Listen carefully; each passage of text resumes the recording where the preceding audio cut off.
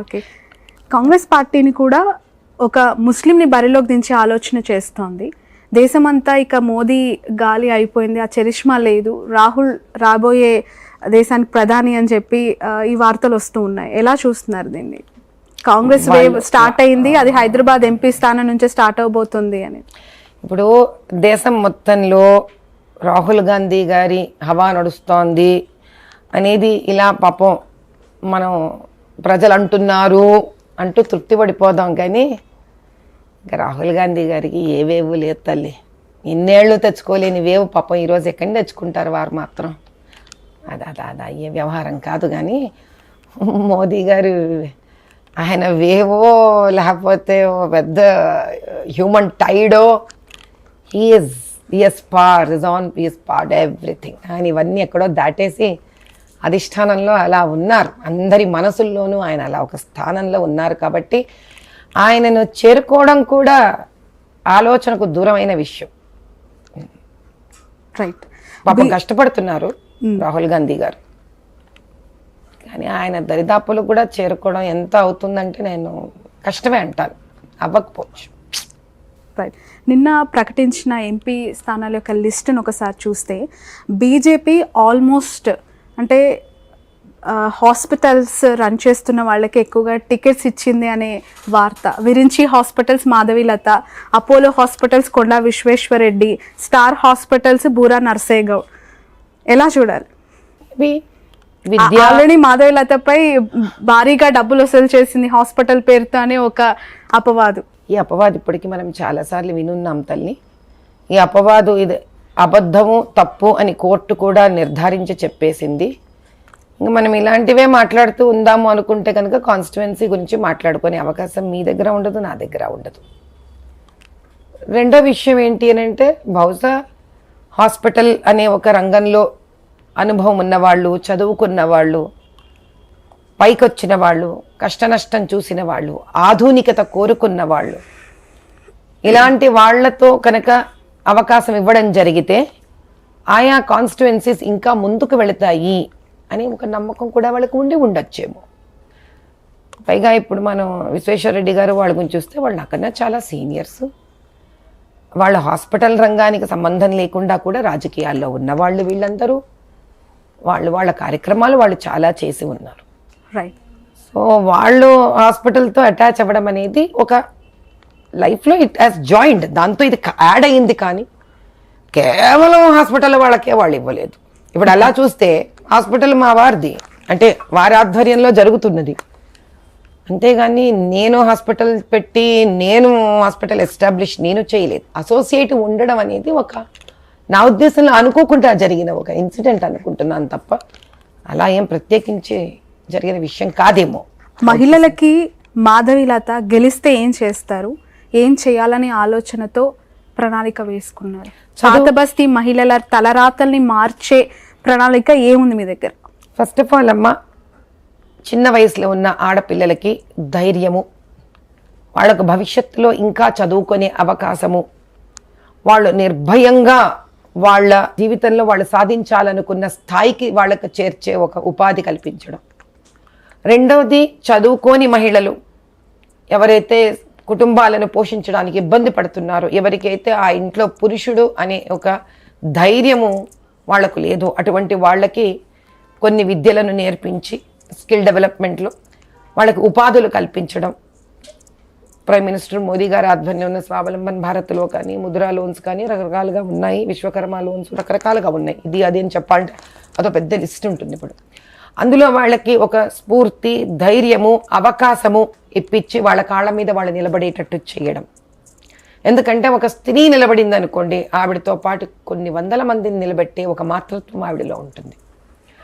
అది కాకుండా ముసలి వాళ్ళు, పైబడ్డ స్త్రీలు, భర్త లేని వాళ్ళు, ఇలాంటి వాళ్లకు ఎవరైతే వాళ్ళ పిల్లలు వాళ్ళని చూసుకోవట్లేదో వాళ్ళకి ఏ విధంగా వాళ్లకు పెన్షన్ రూపంగా సహాయపడాలా, లేకపోతే వాళ్ళకి ఇంకా జీవనోపాధి ఏదన్నా కల్పించాలా అనేది కూడా ఒకటి ఆలోచించడం ఖచ్చితంగా జరుగుతుంది.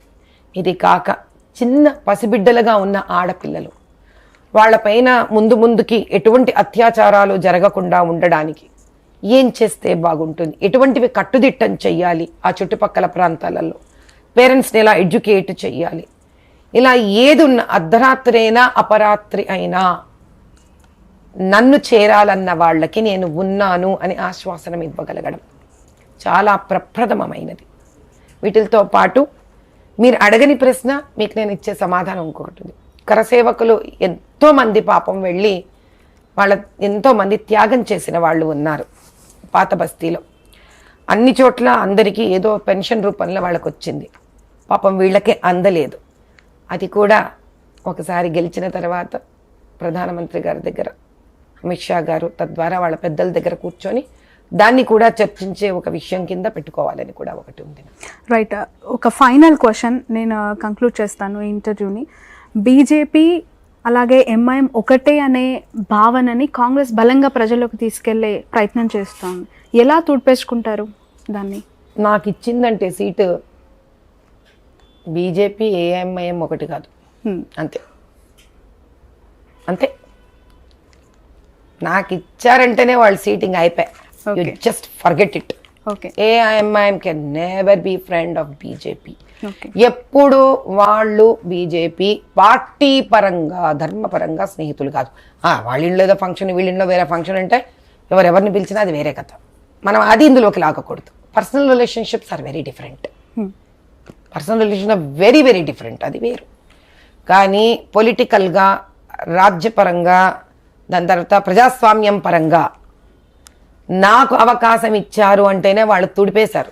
For ever they have erased it to tell people and to tell so called political party. కాషాయ జెండా అంటేనే ఆగ్రహంతో ఊగిపోయే కరుడుగట్టిన ఎంఐఎం కార్యకర్తలు, నేతలు ఓల్డ్ సిటీ వేదికగా ఉన్నప్పుడు అసలే రంజాన్ మాసం, మీ ప్రచారం కావచ్చు, మీ ర్యాలీస్ అవ్వచ్చు సాఫీగా కొనసాగిస్తారనే నమ్మకం ఉందా? అసద్ ప్రచారానికి అడ్డుపడని ధీమా మీకు అనిపిస్తుంది?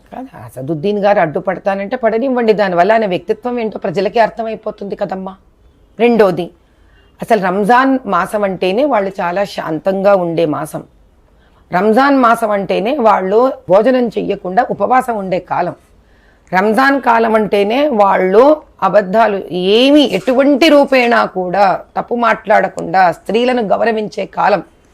అటువంటి కాలంలో ఎవరూ కూడా మామూలు సామాన్య ముస్లిం ప్రజలు ఒక స్త్రీ బీజేపీ పార్టీ నుంచి వాళ్లకు మంచి చెయ్యడానికి, నాయనా మేము ఈ పథకాలు చేయాలనుకుంటున్నాము బాబు, మేము ఈ కోసమే మంచి చేయాలనుకుంటున్నామంటే కనుక ఆటంకాలు కలిగించడం కానీ, మాకు ప్రాణ నష్టాలు కలిగించడం కానీ, మమ్మల్ని ఇబ్బంది పెట్టడం కానీ కలిగిస్తున్నారు అంటే అది సామాన్య ప్రజలు కాదు, వేరెవరో స్వార్థ రూపంలో చేస్తున్నారు. అలా చేసిన వాళ్ళ వ్యక్తిత్వం గురించి మనం ఏం మాట్లాడుకోకర్లేదు తల్లి. అది రానివ్వండి, వచ్చిన తర్వాత ప్రజలకే అర్థమవుతుంది అతను ఎవరో. నిజంగా కనుక ఆయనకి ఢీకొని భేటీ తీసుకోవాలని ఉంటే నాలాగా పాలిష్డ్గానే రమ్మని చెప్పండి. Right. Definitely give this challenge to my brother. Okay, అసద్కి ఛాలెంజ్ చేస్తున్నారు? తప్పకుండా ఇస్తాను. ఓకే, ఒకసారన్నా let us do a proper fight కదా. ఎందుకు కొట్టడము, రాళ్ళు ఇసరడము, యువకులను రెచ్చగొట్టడము, ఆ వీధులలో రానికుండా ఉండడము, స్టేజ్ మీద స్పీచ్లు ఇస్తుంటే రాళ్ళు ఇసరడము, ఇవన్నీ తెలుసు నాకు, ఇవన్నీ విన్నా నేను. వాటికి భయపడేలేదు, వంగేది లేదు, తగ్గేది లేదు. I know who I am. I am not just a woman if he is thinking. I am Rudrama who is back. కొంతమంది మీరంటే పడని వాళ్ళు అది కాన్ఫిడెన్స్ కాదు, ఓవర్ కాన్ఫిడెన్స్ ఏమో అంటారు. దాన్ని ఎలా చూస్తారు? అనేవాళ్ళదేముంది తల్లి, ఆనందపడి వాళ్ళని అని, ప్రపంచంలో ఆనందపడే హక్కు అందరికీ ఉంది. అలా వాళ్ళని అనుకోనివ్వండి. I don't care. I been given a task, I'm towards my task, that's it. మరికొద్ది రోజుల్లో మహిళా దినోత్సవం, హైదరాబాద్లో పాగా వేయబోతున్న మహిళగా, లేదంటే పోటీలో ఉన్న మహిళగా, what is your wish or message to the womens? స్త్రీలందరికీ ముందుగానే కంగ్రాచులేషన్స్ చెప్పేస్తాం. అంతేనా? నేను గెలిచానంటే నా గెలుపు వాళ్ళందరి గెలుపు. So in advance I would want to congratulate my women fraternity. మీకు కూడా congratulations. Thank you. Wish you all. మనందరం సాధిద్దాం, మనందరం సాధిస్తాము. ఇది మన గెలుపు. మనం ఇళ్లల్లో ఉన్నంత వరకు మనం ఎవరో ఎవరికి తెలీదు, కానీ ఎప్పుడైతే బాధ్యతను తీసుకుంటామో, అది ఇల్లైనా సరే, అది కాన్స్టిట్యువెన్సీ అయినా సరే, గెలుపుని చూపిస్తాం, వెనకాడేదే లేదు. అందుకే స్త్రీ శక్తి అన్నా, పురుష శక్తి అని అనడంలా. I know that. Right. So మొత్తానికి సికింద్రాబాద్ ఓటర్ హైదరాబాద్ ఎంపీగా బరిలో ఉన్నారు ఇప్పుడు. మరి పెళ్ళైంది కదా తల్లి, ఇల్లరికం తెచ్చుకోమంటారా చెప్పండి అల్లుడిని. Right. Wish you all the best ma'am. Thanks, congratulations so much. మిమ్మల్ని చూస్తే ఒక నిండైన రూపం, ఆ హావభావాలు, వ్యక్తిత్వం నిజంగా పాజిటివిటీకి అండ్ విన్నింగ్కి నిదర్శనంగా కనిపిస్తూ ఉంటాయి. ఆల్రెడీ మీరు టికెట్ సాధించారు అంటే గెలుపు ఖచ్చితంగా రాబోతుంది అని మాకు అర్థమవుతుంది. బికాజ్ ఆ కాన్ఫిడెన్స్ ఉంది కాబట్టే ఇలా మీకు టికెట్ వచ్చింది, గెలుస్తారనే ధైర్యం కూడా. అమ్మవారు సదా నాతో ఉంది తల్లి, అది ముందు నుంచి నమ్మిన వ్యక్తిని నేను.